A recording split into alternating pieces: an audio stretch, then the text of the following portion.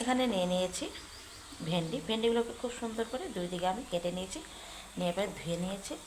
দিয়ে দেবো তেল, দিয়ে দেবো এখন আমি 5 ফোড়ন। ভালো করে একটু ভেজে ভেজে নেব ভেন্ডিগুলো।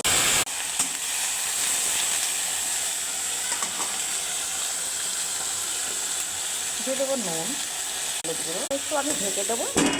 সরষা দিয়ে দেবো, পোস্ত, কাঁচা লঙ্কা দিয়ে আমি এখন এগুলো ভালো করে বেটে নেব। এখন এখানে দিয়ে দেবো পোস্ত, সরিষা, কাঁচা লঙ্কা পেস্ট, দিয়ে দেবো সামান্য 2-1 দানা চিনি,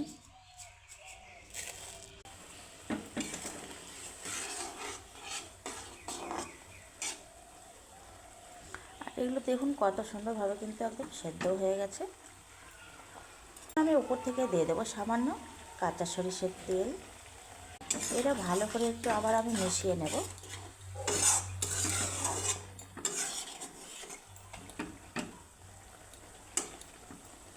তো এটা কিন্তু একদম আমি নামিয়ে নিয়েছি।